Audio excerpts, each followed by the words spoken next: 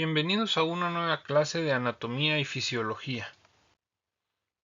Hoy vamos a hablar sobre el sistema urinario.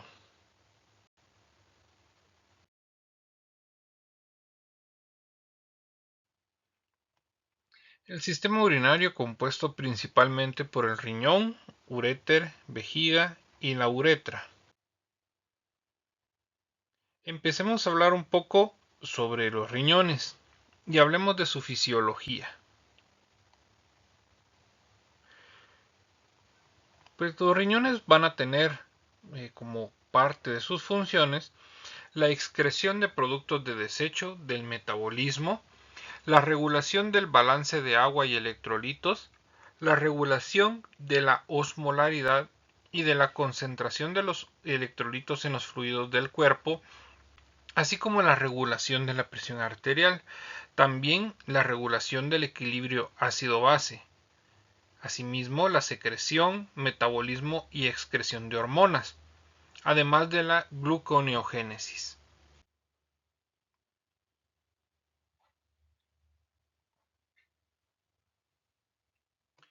Van a ser varias las hormonas que se van a producir a nivel renal.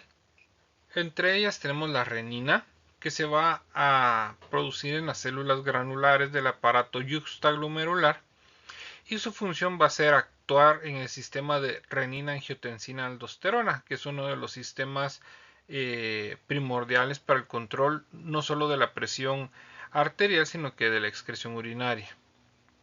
La eritropoyetina, que está producida en las células intersticiales peritubulares de la nefrona, que va a estimular la formación de los eritrocitos. El calcitriol, que está producido en las células peritubulares distales del riñón y colabora en la médula ósea regulando la función del aparato hormona. La trombopoyetina, formada en las células de los túbulos contorneados proximales, que va a estimular la producción de plaquetas.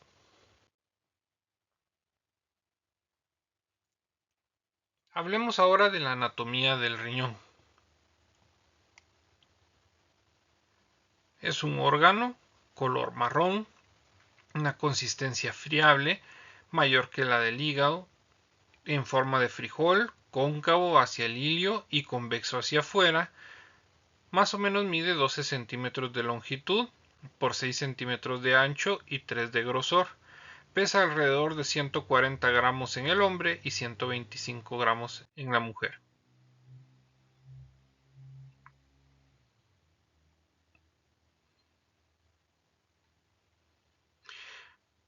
El riñón va a estar compuesto de varias partes. Primero, una corteza, la médula, los cálices renales, la pelvis renal y el uréter, así como la arteria renal y la vena renal.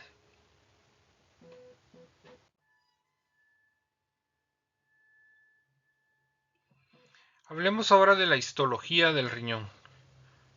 Cuando empezamos a evaluar el riñón, miramos primero la cápsula, que va a estar formada por tejido conectivo. Esta va a poseer dos capas, una capa externa formada por fibroblastos y fibras de colágeno, una capa interna formada por miofibroblastos. La cápsula se introduce a la altura del ilio para formar la cubierta de tejido conectivo del seno y se continúa con las paredes de los cálices, tanto mayores como menores.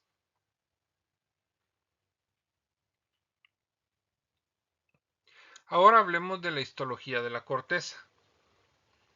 En ella se va a encontrar el glomérulo, que es la unidad funcional del riñón, el túbulo contorneado, los túbulos rectos, los túbulos y conductos colectores y la red vascular.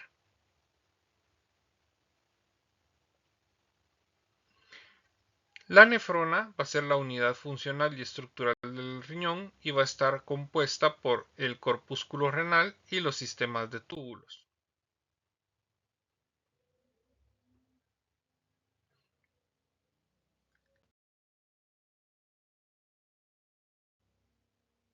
Hablemos un poco sobre la nefrona. El corpúsculo renal, conformado por el glomérulo, la cápsula de Bowman, una arteria aferente y una arteria eferente.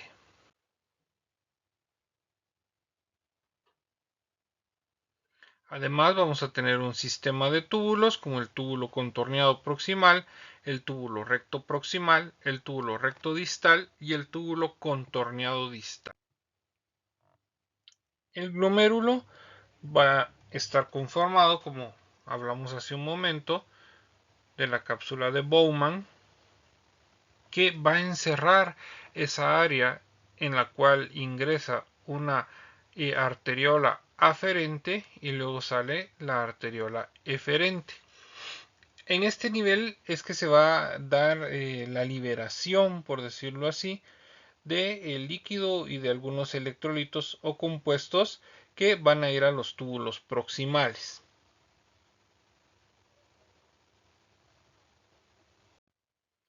En un corte histológico, el glomérulo se verá así. Entonces podemos ver nosotros las células endoteliales que son las que forman tanto la arteria aferente como la eferente. Vemos además los podocitos en la cápsula de Bowman. Se les llama así porque tienen una forma como de piecitos y aquí es donde se da ese mecanismo de filtrado.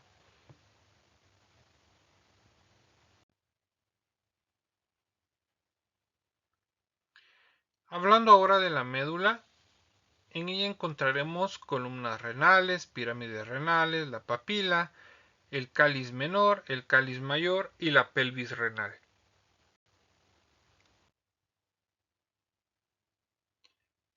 Si nos damos cuenta, podemos ver cuál es la diferencia que hay entre la corteza y la médula.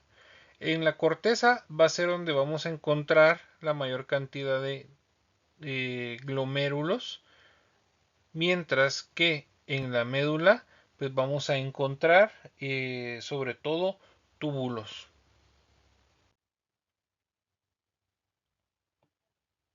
Aquí podemos ver una diferencia tanto en la disposición como en la conformación tanto de la corteza, la médula y la papila.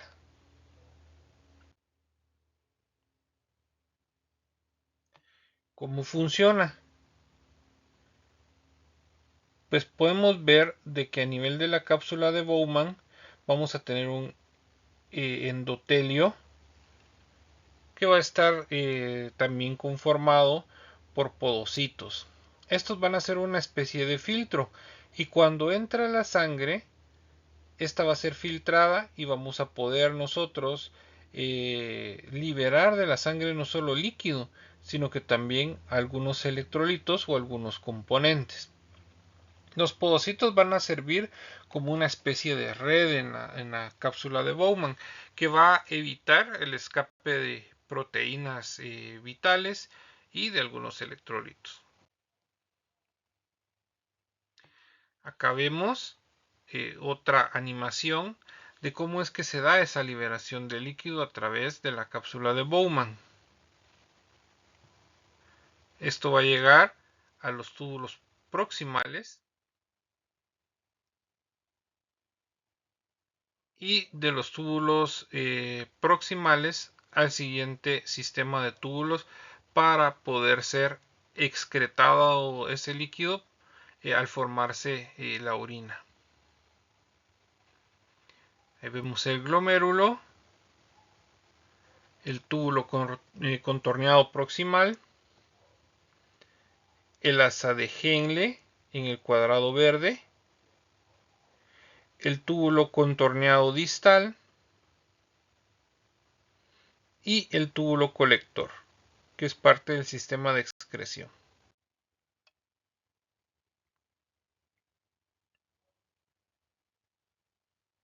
Entonces primero vamos a ver que hay una filtración de sangre al lumen.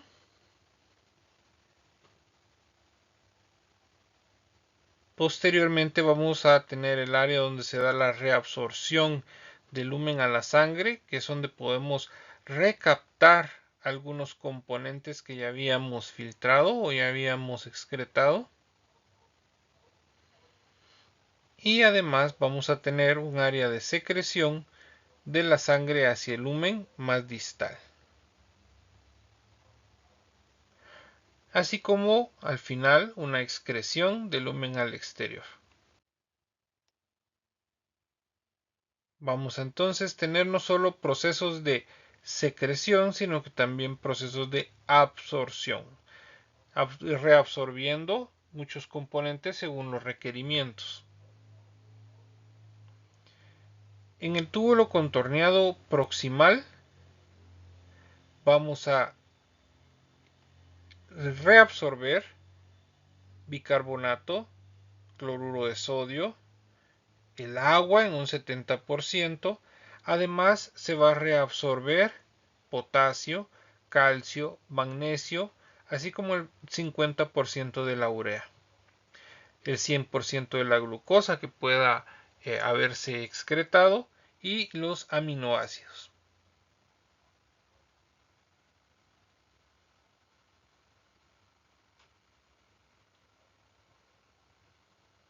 En el asa de Henle se van a reabsorber el agua, sobre todo en la rama delgada, sal, potasio, calcio y magnesio. Estos electrolitos sobre todo en la rama gruesa. En el túbulo contorneado distal se va a reabsorber sal y vamos a secretar potasio, calcio, magnesio e hidrógeno. El túbulo colector va a reabsorber sal, agua en un 10% y va a excretar hidrógeno y urea.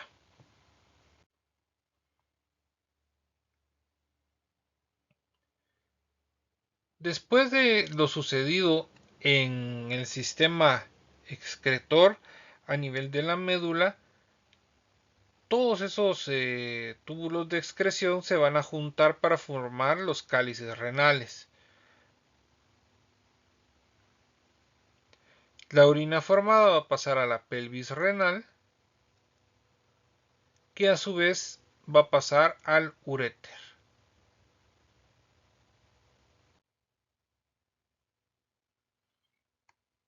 El color de la orina pues, va a ser o va a estar relacionado a la concentración de la orina.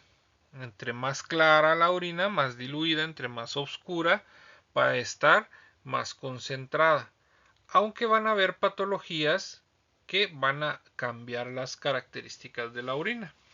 Lo normal es una orina clara, que va a ser la de una persona saludable. Si tiene un amarillo intenso, posiblemente esté muy concentrada.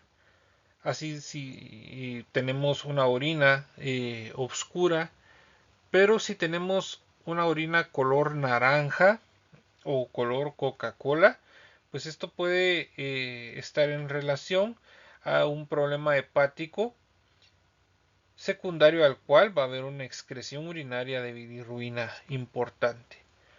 Y también podemos tener una orina color marrón o rojizo que puede estar en relación a hematuria, o sea, la salida de sangre por la orina. Después de que la orina se forma en el riñón, va a pasar a los uréteres, que van a estar formados por una mucosa, una capa muscular, una adventicia y una capa serosa. Recordemos que la capa muscular es de músculo liso.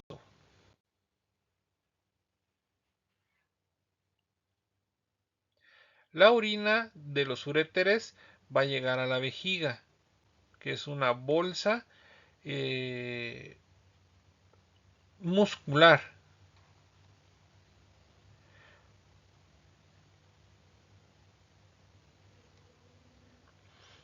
La vejiga no solo va a captar la orina, sino que se puede contraer gracias al tejido muscular liso que tiene y va a ayudar a la micción.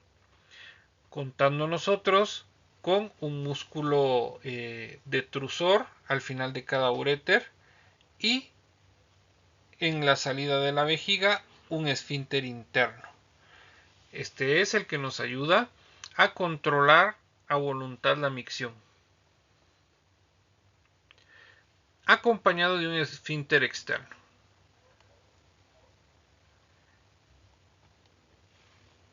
Donde tenemos los dos músculos detrusores y el esfínter interno, esos tres agujeritos van a formar el área que vamos a llamar trígono.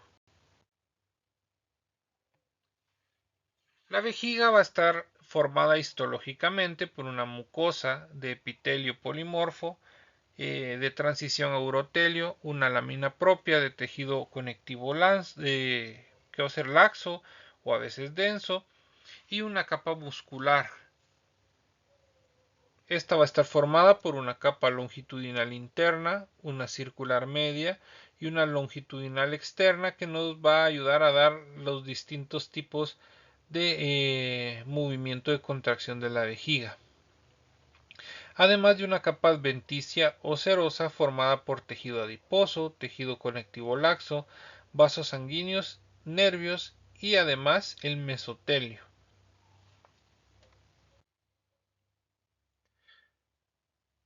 Así es como se ve el epitelio de la vejiga.